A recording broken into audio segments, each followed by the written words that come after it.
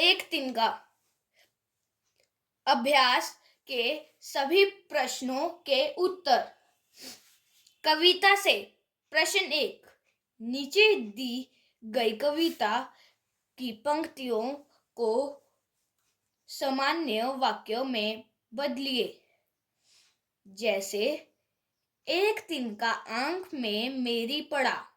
उत्तर, मेरी आंख में एक दिन का पड़ा। मूठ देने लोग कपड़े की लगे। लोग कपड़े की मूठ देने लगे। एक दिन जब था मुंडेरे पर खड़ा। उत्तर, जब एक दिन मुंडेरे पर खड़ा था, लाल होकर आंख भी दुखने लगी। उत्तर, आंख भी लाल होकर दुखने लगी। एठ बेचारी दबे पांव भागी। बेचारी एठ दबे पांव भगी। जब किसी ढब से निकल तिनका गया। जब तिनका किसी ढब से निकल गया। प्रश्न 2। एक तिनका कविता में किस घटना की चर्चा की गई है जिससे घमंड नहीं करने का संदेश मिलता है? एक तिनका कविता में कवि ने आंख में पड़ने वाले तिनके की घटना की चर्चा की है। एक दिन कवि घमंड से भरा हुआ छत के मुंडेरे पर खड़ा था। तब उसकी आंख में कहीं से उड़ता हुआ तिनका आ गिरा। तिनके के कारण उसकी आंख लाल हो गई तथा वह बेचैन हो गया। लोगों ने कपड़े की मूठ से उसकी आंख को सेका। तिनका किसी प्रकार निकल गया। इस घटना से कवि का घमंड चूर चूर हो गया। अतः इस कविता से हमें संदेश मिलता है कि हमें घमंड नहीं करना चाहिए। घमंड को चूर चूर करने के लिए एक छोटा सा तिनका ही काफी है। प्रश्न 3। आंख में तिनका पड़ने के बाद घमंडी की क्या दशा हुई? आंख में तिनका पड़ने के बाद घमंडी व्याकुल हो उठा। उसकी आंख लाल हो गई। इस घमंडी का घमंड चूर चूर हो गया। प्रश्न 4। घमंडी की आंख से तिनका निकालने के लिए उसके आसपास के लोगों ने क्या किया? घमंडी की आंख से तिनका निकालने के लिए उसके आसपास के लोगों ने कपड़े की मूठ बनाकर उसकी आंख को सेका, जिससे आंख की पीड़ा कम हो गई और तिनका निकल गया। प्रश्न 5। एक तिनका कविता में घमंडी को उसकी समझ ने चेतावनी दी। ऐठा तू किस लिए इतना रहा? एक तिनका ही बहुत तेरे लिए। इस प्रकार की चेतावनी कवि ने भी दी है। तिनका कबहू न निंदिए पाव तले जो होए, कबहू उड़ी आंखें परे पीर घनेरी होए। इन दोनों में क्या समानता है और क्या अंतर? लिखिए। इन दोनों पद्यांशों की पंक्तियों में समानता यह है कि दोनों में बताया गया है कि एक छोटा सा तिनका भी आंख में पड़ जाए तो वह मनुष्य को बहुत पीड़ा पहुंचा देता है तथा उसे बेचैन कर देता है। पाठ ख, इन दोनों काव्यांशों की पंक्तियों में अंतर यह दिया गया है कि तिनके में मनुष्य का घमंड तोड़ने की शक्ति है। कबीरदास ने यह भी कहा है कि हम किसी साधन, व्यक्ति या तिनके जैसे तुच्छ वस्तु की निंदा नहीं करनी चाहिए और न ही उसे तंग करना चाहिए, क्योंकि ना जाने कब तिनका उड़कर आंख में पड़कर दर्द पहुंचा दे। इस प्रकार छोटा या साधन व्यक्ति भी न जाने कभी नुकसान पहुंचा सकता है।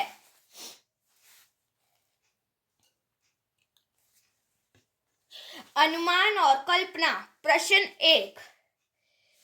इस कविता को कवि ने मैं से आरंभ किया है। मैं घमंडों में भरा ऐठा हुआ।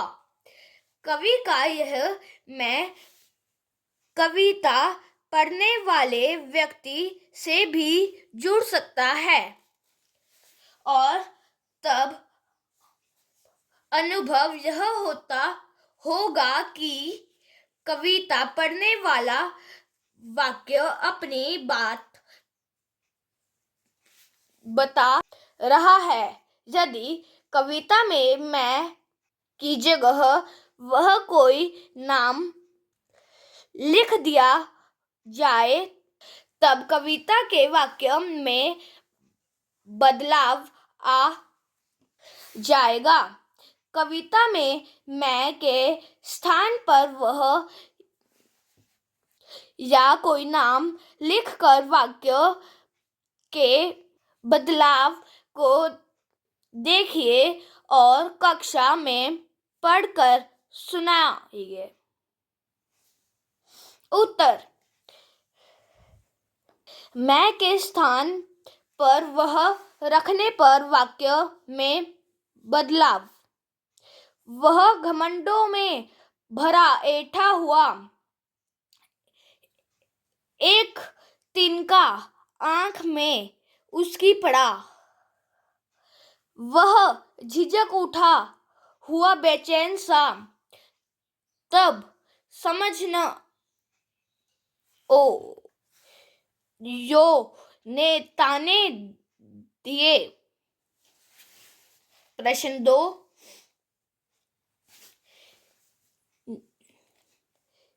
नीचे दी गई पंक्तियां ध्यान से पढ़ें। नीचे दी गई पंक्तियों को ध्यान से पढ़ें। ऐठ बिचारी दबे पाँव भगी, तब समझ न मुझे ताने दिए। इस पंक्ति में ऐठ और समझ शब्द का प्रयोग सजीव प्राणी की भांति हुआ है। कल्पना कीजिए, यदि ऐठ और समझ किसी नाटक में दो पात्र होते तो उनका अभिनय कैसे होता? उत्तर देखते हैं। ऐठ एवं समझ। यदि किसी नाटक के दो पात्र होते तो दोनों एक दूसरे को नीचा दिखाने के लिए एक दूसरे पर व्यंग्य करते तथा लड़ते झगड़ते। दर्शक भी अनुभव करते कि ये दोनों भाव हमारे भीतर ही है, जो मंच पर आकर एक दूसरे को नीचा दिखाने का प्रयास कर रहे हैं। प्रश्न 3, नीचे दी गई कबीर की पंक्तियों में तिनका शब्द का प्रयोग एक से अधिक बार किया गया है। इनके अलग अलग अर्थ की जानकारी प्राप्त करें। उठा बबूला प्रेम का तिनका उड़ा आकाश। तिनका तिनका हो गया तिनका तिनके पास। उत्तर, तिनका अज्ञान रूपी तिनका। तिनका तिनका टुकड़ा टुकड़ा होना, बिखर जाना। तिनका उनका, तिनके उनके, परमात्मा के। भाषा की बात। प्रश्न 1, किस ढब से तिनका का अर्थ है किस ढब से निकलना। ढब से जैसे कई वाक्यांशों से आप परिचित होंगे। जैसे धम से वाक्यांश है, लेकिन ध्वनियों में समानता होने के बाद भी ढब से और धम से जैसे वाक्यांशों के प्रयोग में अंतर है। धम से, छप से इत्यादि का प्रयोग ध्वनि द्वारा क्रिया को सूचित करने के लिए किया जाता है। नीचे कुछ ध्वनि द्वारा क्रिया को सूचित करने वाले वाक्यांश और कुछ अधूरे वाक्य दिए गए हैं। उचित वाक्यांश चुनकर वाक्यों के खाली स्थान भरिए। चलिए देखते हैं। मेढक पानी में छप से कूद गया। छप से, मेढक पानी में छप से कूद गया। ख पाठ देखते हैं। नल बंद होने के बाद पानी की एक बूंद टप से चू गई। पाठ ग, शोर होते ही चिड़िया फुर से उड़ी। घ पाठ, ठंडी हवा सन से गुजरी। मैं ठंड में थर से कांप गया। प्रश्नोपयोगी अन्य महत्वपूर्ण प्रश्नोत्तर। प्रश्न 1, कवि छत के मुंडेरे पर किस स्थान में खड़ा हुआ था। उत्तर, कवि छत के मुंडेरे पर घमंड से भरकर अकड़ कर खड़ा हुआ था। वह समझता था कि मेरा कोई कुछ भी नहीं बिगाड़ सकता। पार्ट सेकंड, प्रश्न सेकंड। अचानक कवि के साथ क्या घटना हुई कि उसकी अकड़ समाप्त हो गई? उत्तर, कवि छत पर अकड़ कर खड़ा हुआ था कि अचानक एक छोटा तिनका कहीं से उड़कर उनकी आंख में आ गिरा। इससे वह बेचैन हो गया और आंख लाल हो गई। इस घटना से कवि की सारी अकड़ पल भर में समाप्त हो गई। प्रश्न 3,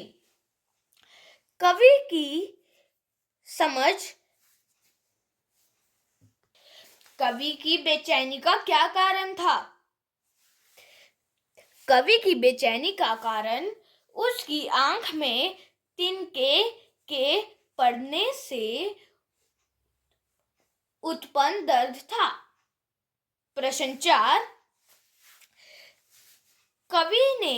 कवि की समझ ने कवि को क्या समझाया था? कवि की समझ ने उसको समझाया था कि मनुष्य को कभी घमंड नहीं करना चाहिए, क्योंकि एक तिनके जैसे तुच्छ वस्तु भी उसके घमंड को नष्ट कर सकती है। उसकी समझ ने उसको यह समझाया था कि तुमने कभी भी घमंड नहीं करना। एक छोटी चीज जैसे कि तिनका और कोई भी वस्तु तुम्हारे घमंड को नष्ट कर सकती है। प्रश्न 5, एक तिनका कविता से हमें क्या शिक्षा मिलती है? एक तिनका कविता से हमें क्या शिक्षा मिलती है? इस कविता से हमें यह शिक्षा मिलती है कि हमें कभी भी घमंड नहीं करना चाहिए। हम सदैव विनम्रता का व्यवहार करना चाहिए। कभी भी घमंड या बलवान व्यक्ति को तुच्छ सी वस्तु भी कष्ट पहुंचा सकती है। अतः हमें सभी से विनम्रतापूर्वक व्यवहार करना चाहिए। इस प्रश्न में वो कवि यह कह रहे हैं कि हमें यह शिक्षा मिलती है कि हमें कभी भी किसी से लड़ाई झगड़ा नहीं करना चाहिए और हमें प्यार से बात करनी चाहिए। धन्यवाद मित्रों।